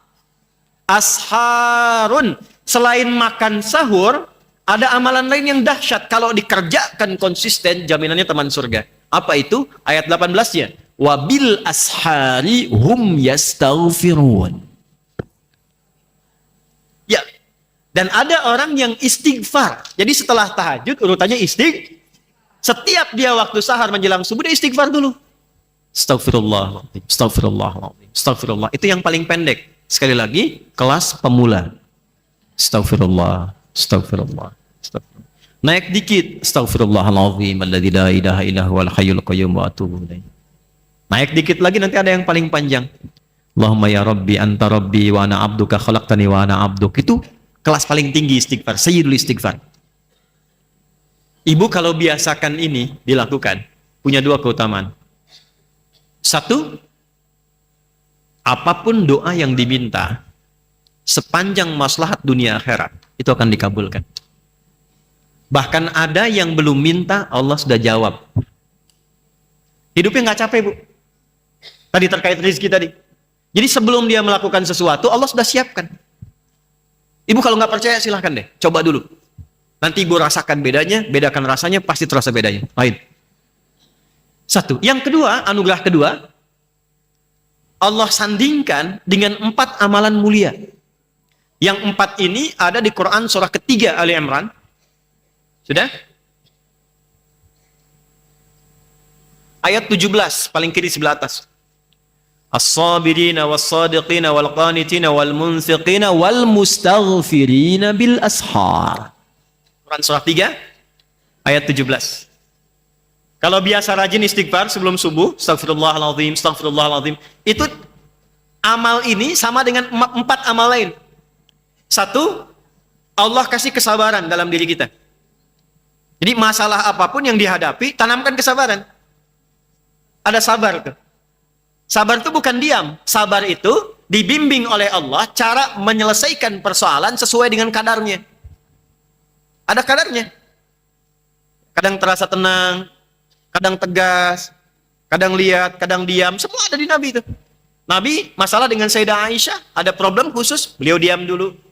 Ya, kadang dipindahkan tempat. Sahabat masih pakai Taurat, beliau memerah wajahnya. Ada poinnya. As-sabirina. Kemudian was-sadiqina. Ya, siddiq itu, sadiq itu adalah orang-orang yang membenarkan Quran dan mengamalkannya. Misal ada ayat turun tentang jilbab, tentang hijab. Lalu ibu meyakini itu, ibu pakai jilbab. Itu masuk kategori siddiqin. Kenapa Abu Bakar disebut as-siddiq? Karena semua yang diucapkan Nabi dibenarkan dan dilakukan. 3, wal qanitina. Orang yang khusyuk dalam sholat. Qanitin. Tahu dari mana? Quran surah kedua ayat kedua 38. Hafidhu ala salawati wa salatil wusta wa qumu lillahi qanitin. Khusyuk. Jadi kalau rajin istighfar, itu membawa kehusyuan dalam sholat. 1, diberikan kekuatan sabar. 2, diberikan kemampuan untuk membenarkan ajaran Quran dan sunnah dan mengamalkannya. Jadi ada yang tahu Bu, itu benar tahu dari Quran, tapi nggak punya kemampuan mengamalkan. Ada yang begitu. Baik itu perintah atau larangan. Contoh larangan begini, contoh larangan. Bu, gibah itu dilarang atau dianjurkan? Tahu dari mana? Quran surah 49 ayat 12. La yang taba'dukum ba'do. Jangan gibah. Jangan gosip, itu kan? Nah, ada yang tahu ayatnya, tahu dilarang, tapi tak mampu mengamalkan itu untuk meninggalkannya. Saya tidak, Ustadz. Bagus. Nggak seperti ibu itu tuh. Sama itu. Jelas ya? Itu simpel aja, simpel. Balik lagi, itu sedekah. Qanitin tuh khusyuk. Yang keempat, wal munfiqin, yang rajin infak. Ibu mungkin nggak infak kalau nggak ada yang diinfaki. Bu, ada berapa jenis infak? Sebutkan. Yang sudah dapat tadi boleh jawab. Kalau salah balikin lagi. Ayo. Ibu. Apa saja? Yang wajib apa? Zakat. Terus yang kedua? Baik. Sebetulnya ibu sudah betul. Tapi kurang. Tentang yang wajib itu tidak selalu zakat. Zakat itu ketika disebutkan spesifik dipakai zakat. Ya, saya luruskan dulu. Ketika Allah meminta zakat dikeluarkan, itu kalimatnya dibentuknya dengan sedekah, tidak dengan infak. Ketika diambil pun pakai sedekah, dua-duanya di At-Taubah. Satu ayat 103, yang kedua di ayat ke-60. Yang 60 itu yang mustahik itu yang ada 8. Innamas shadaqatu lil fuqara wal masakin dan seterusnya ayat. Tapi ketika infak disebutkan betul ada 2. Wajib, yang wajib itu infak suami ke istri.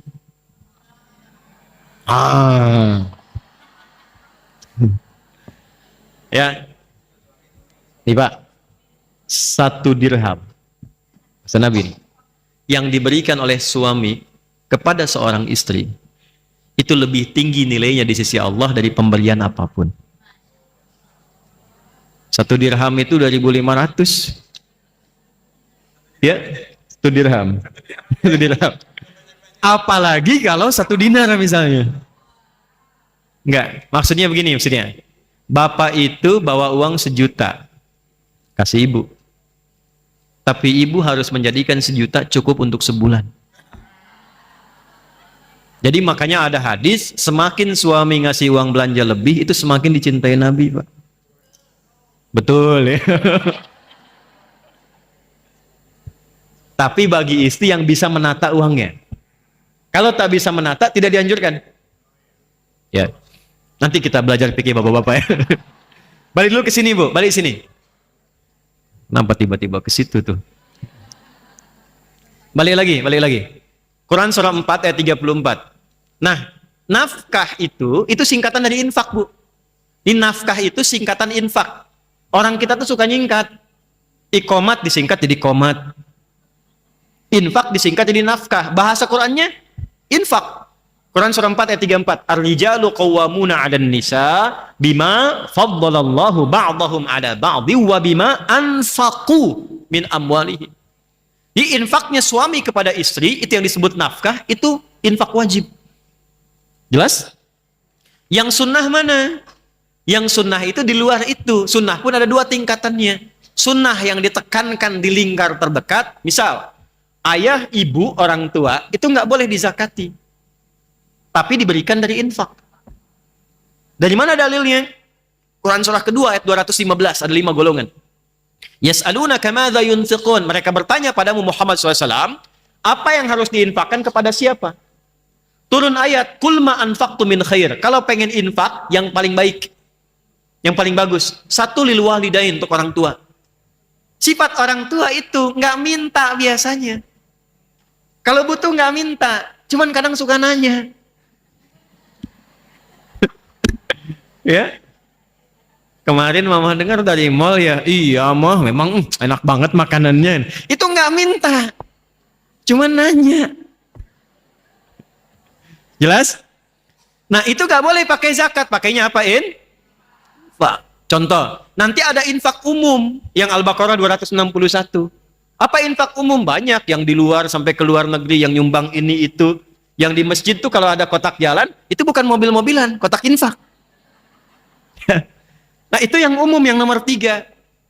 Balik, tapi bagaimanapun, ibu benar ada 2. Ibu dapat hadiah. Belakang ya, Bu. Belakang.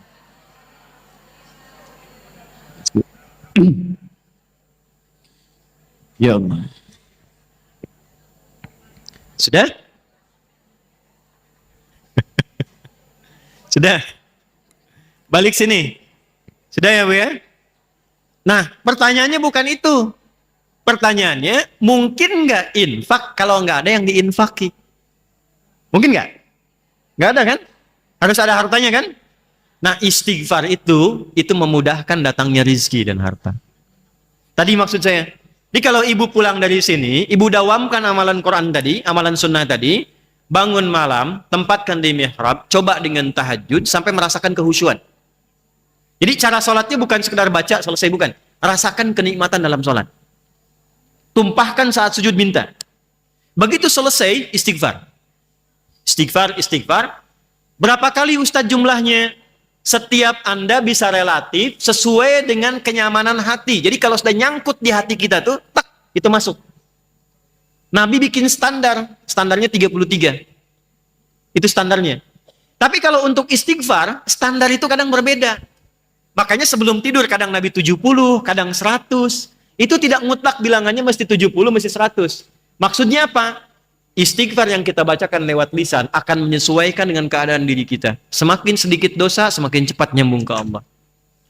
Semakin banyak dosa, kadang semakin cepat juga kalau tobatnya benar.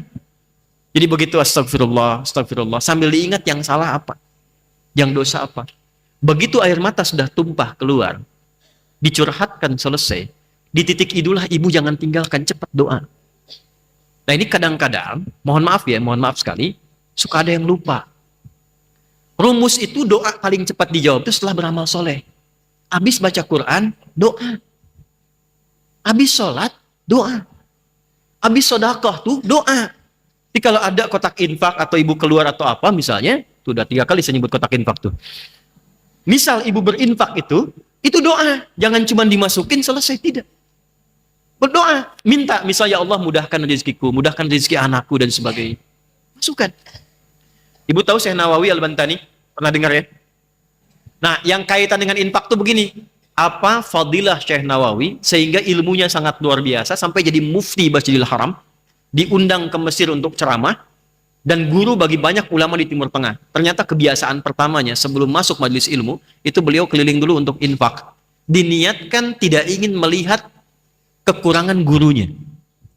Diminta sama Allah, mintanya begini, infak, minta, ya Allah, mohon setiap yang guru saya ajarkan, saya bisa pahami, bisa diamalkan, dan tutup semua aib guru saya supaya saya tidak pernah tahu. Itu berkahnya. Jadi kalau ngaji itu ada ta'zim yang baik dengan cara mendoakan, memuliakan, mengambil manfaat dari guru, itu pasti amalnya melekat, Bu. Ilmunya nggak lupa, melekat, dan amalnya mudah dilakukan. Sekali ibu menjelek-jelekan guru, disebut aja, hilang tuh semua berkahnya. Nggak bisa diamalkan. Saya pernah sekali di pesantren, karena saya belum tahu, cuman karena ada guru itu pernah jualan batagor. Saya pernah sebut sekilas saja, itu hilang, Bu. Sebut sekilas, bukan untuk merendahkan, cuma sebut sekilas. Ustaz Fulan jualan batagor ya, hilang. Tapi setelah kita istighfar balik, pelajari, dan tahu hikmah dari situ, sampai hari ini tidak ada pelajaran yang paling saya ingat kecuali dari guru tersebut. Yang lain ingat, tapi yang ini saya tahu jam berapa, kitabnya apa, ngajarnya di mana, wajahnya sampai seperti apa saat mengajar. Beliau ngajar tajwid di hari Rabu, ya, dimasuk di jamnya jam 4:30 sore. Sampai sekarang saya kitabnya hafal. Ya, dari isinya. Kitabnya Hidayatul Mustafid fi Ilmi Tajwid. Saya menghafal dari mulai jam 2. Kitabnya tipis, tapi sangat berharga sekali. Dan saya belum paham bahasa Arab pada saat itu, tapi hafal. At-tajwidu lughatan al-ityanu bil jayyidi wa istilahan ilmun yu'rafu biha qawm nastaqum min sifati wal mududi wa ghairi dhalika katarqiqi wa tafhim nahwihima ma ghayatu ilmi tajwid ghayatu bulughan nihayati fi itqan al qur'ani alamatul luqyan al hadath nabawiyyati as-sahiyyati wa qila ghayatu usul lisan al khatai fi kitabillah ta'ala. Nah, ilmunya saya pakai tadi, istighfari, istighfari. Apa yang terjadi? Nanti ada amalan takwa khusus untuk ilmu. Ibu bisa pakai untuk anak. Nah, ini yang orang tua saya, ibu saya dawamkan untuk saya dari kecil. Ibu saya ngamalkan juga Bu, amalan takwa.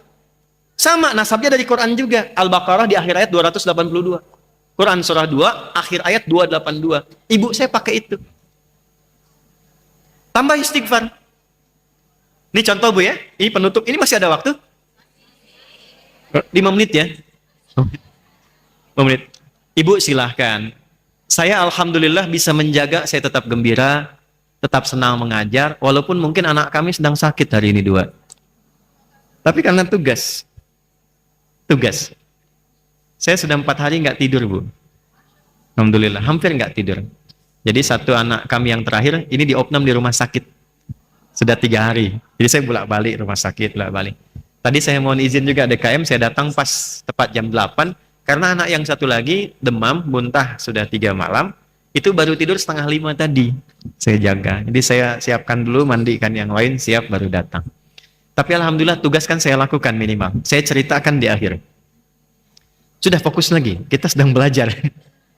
Anda tidak dihisap dengan anak saya yang dihisap ya. Jadi saya mau teruskan dulu sebentar. Ibu kami itu jaganya 3. 1 makanan. Jadi ibu saya itu kalau beli ayam, misal, lagi punya uang, sebulan sekali misalnya untuk membahagiakan anaknya itu, saya contohkan ayam saja paling gampang, itu nggak pernah beli ayam mati. Ya saya tahu ibu ya, nggak pernah beli ayam mati. Yang dibeli selalu hidup. Nanti yang hidup itu dibawalah ke tukang potong yang beliau kenal. Bukan sembarangan orang. Dipotongnya harus di depan beliau, diminta dibacakan bacaannya yang beliau tuntut. Bismillah ya Allahu Akbar, sembelih. Kalau nggak gitu nggak beli Bu. Jadi dipastikan makanan yang dimakan anaknya itu semua benar. Balik. Yang kedua, saya punya amalan yang saya tahu itu, dari kecil kami ditanamkan nasab-nasab amalan tadi. Yang sahabat ya. Kalau perempuan jalurnya istri Nabi, kalau anak kecil kan jalurnya sahabat Nabi yang junior. Ibu masih ingat saya sebut tadi Abdullah bin Abbas, Abdullah bin Umar dan sebagainya. Abdullah bin Abbas itu punya doa khusus dari Nabi. Allahumma faqihhu fid din wa alimhu ta'wil. Nah itu saya dari kecil dibiasakan itu.